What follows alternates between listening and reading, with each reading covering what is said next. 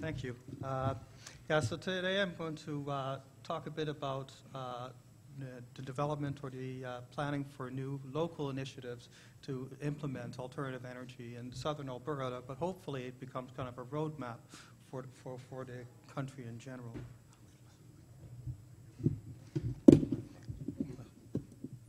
So as you know, Canada is kind of chained to this energy plan based entirely pretty much on fossil fuels, and particularly those in Alberta. And our current political climate, of course, has made it very difficult to really change that inertia to this point. However, there is hope, but at the senior political level, we, of course, we have a lot of inertia. And of course, with that comes, never mind just the greenhouse gas emissions, but really unfortunate pollution issues, especially in the north, where we have these tailings ponds that are literally the size of some small states. Of course, the plan is basically to dig up as much of the oil as possible, expending about as much natural gas energy as possible doing that too, and then transporting it through various pipelines. Here you have the Northern Gateway, of course, the one that's fairly dear to our hearts here, of course, the Keystone Pipeline, another one, and also another plan is to just pipe it out through the Canada East. So no matter what, they seem to have all kinds of contingencies to try to get this oil out there. And of course, from there, we will bring it across the planet and bring our high emissions-based oil pretty much anywhere. Well, that's the plan.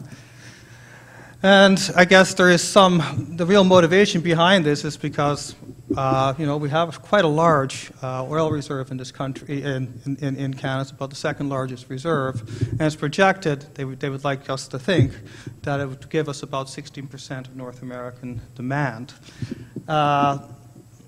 And the idea there is that ultimately the industry says, well, we need to offset the decreases in conventional crude production, and it turns out that fracking also turns out to be a bit of a flash in the pan in the respect that it's quickly reducing or will peak fairly soon. So we need to offset these reductions somehow. So that's how they see their role. Of course, what they don't like to tell you is that they do have a very high cost of production and are very vulnerable to market forces. And of course, it has a very poor energy return on energy invested in the respect that it'd be very hard to fuel the world off of this type of energy, even if you wanted to. So the Alberta economy, bring it back to to our neck of the woods, is also heavily distorted and heavily dependent on fossil fuel. Particularly, energy makes up somewhere in the neighborhood of 23 to 24% of our economy, which is a massive distortion compared to the fact that we used to be a province that was primarily agriculturally based. You can see it's being dwarfed by the energy industry. So the Alberta sees itself as kind of leading the Canadian economy by adding about 5% of the GDP associated with oil sands, whereas other analyses puts it down to about 1.5% of GDP. So what is not well known, though, is that already, even at this early stage of adoption of alternative energies, the employment in green energy is already greater in Canada than it is in the oil sands, and it just has tremendous room to grow. So at the early stages of adaptation, the potential for employment is tremendous. And so the argument that the oil brings jobs just doesn't wash very well. So to quote the previous speaker, I guess, we could adapt alternative energies to run the entire economy. It's just a matter of political will and social and political barriers. And different numbers from different places, but you can see when you look at global use of energy compared to what is available to us, it shouldn't be seen as an impossibility. I mean, the energy abundance is there, and so it should be possible to do. In Canada, we have the same barriers. Again, it's social and political barriers, so a lot of incumbency there to prevent us from being able to do something about it. And that's where we see ourselves, if we want to change the situation, we have to bring together the expertise of people in agriculture and engineering and the sciences, so on and so forth, to try to change this situation. And we do this by trying to create local models for integrated renewable energy networks where we work from a grassroots. In other words, that we're not going to wait for big government or whatever to take the initiative. We do it from the bottom up and see if we can grow it from there. Hopefully we can interconnect with like-minded individuals and go from a local energy network to literally a national energy network, building it up from the bottom up. So in fact, we were trying to develop a network of networks, as it were.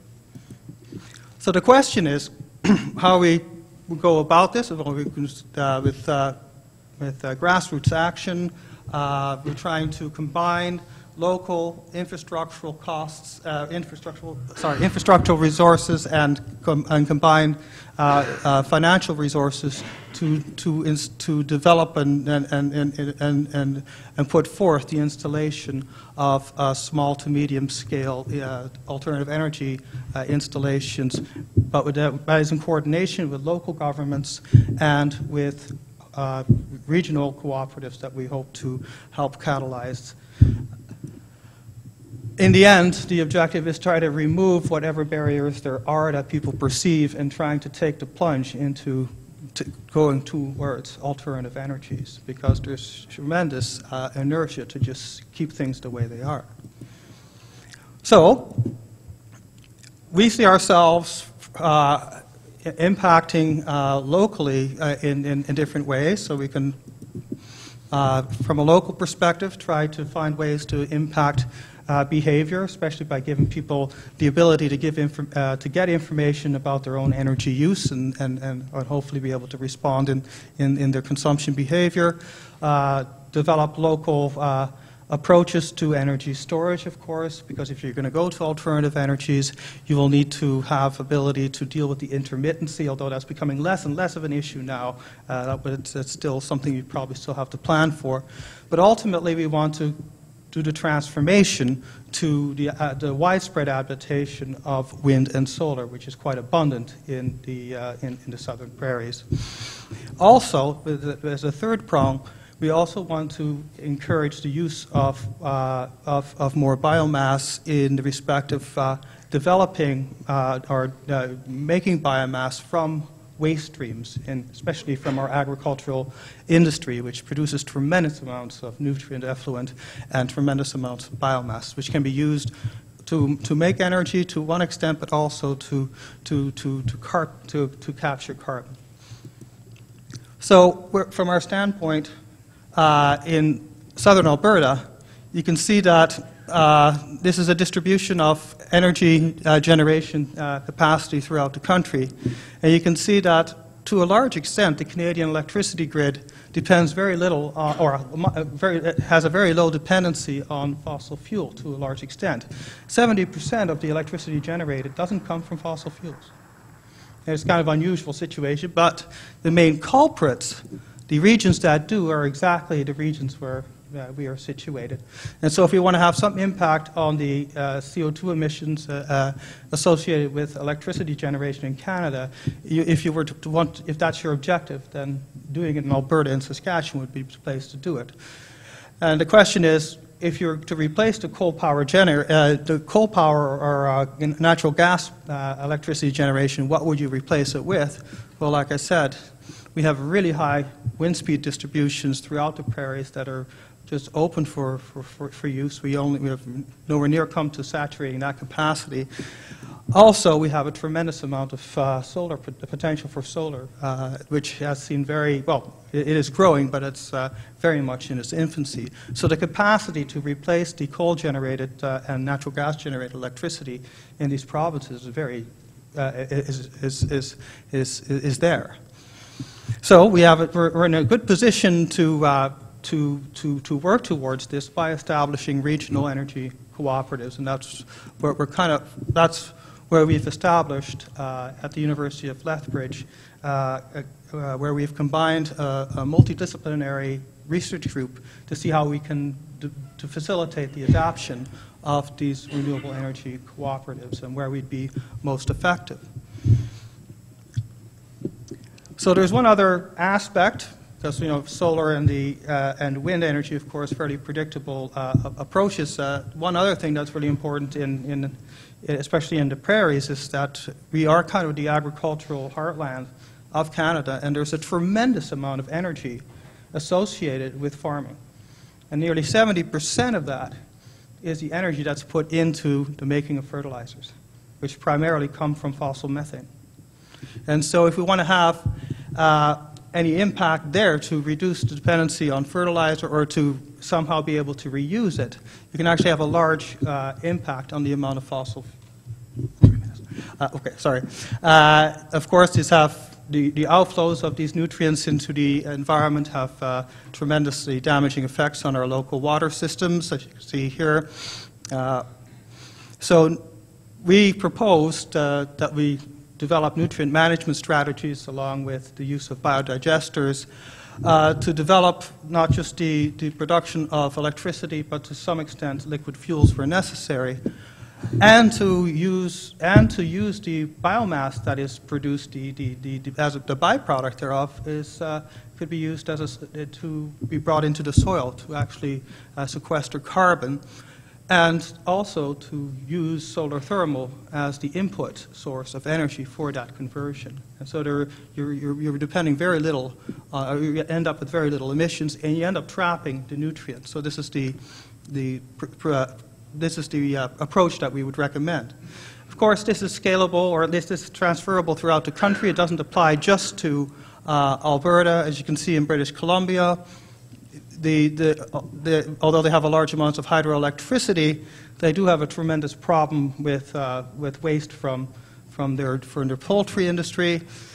So this approach would be adaptable there. And on the prairies, I already mentioned, the vast expansion of wind could be promoted, as well as the continued growth of solar. We also have a large agricultural industry, like I just mentioned, and a tremendous amount of waste. It's a feedlot. I could smell one whenever you have a north wind at home. And so there's a tremendous source of nutrients that could be recycled, reused, and also be fixed and put back into the earth by the use of biochar. Further along in Manitoba, again, tremendously dependent on hydropower. There's some room for growth there. There's a lot of wind there as well that's growing, but also they have a tremendous amount of pollution associated with the pork industry.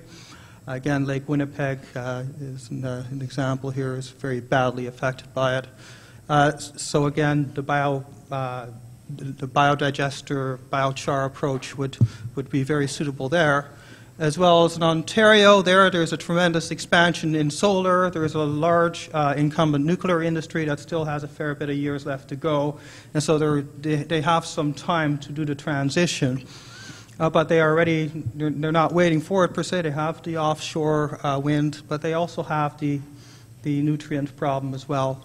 And if there is an incentive to actually place some value into these nutrients and collecting these nutrients to making some energy, maybe it would facilitate the actual remediation of these the effects of these waste flows. And then finally, Quebec, again, tremendous hydro production, but they also have a tremendous amount of a very large pork industry, which has an impact on the local rivers. Here is the Richelieu River being polluted by mainly pork industry here, flowing into the St. Lawrence Seaway.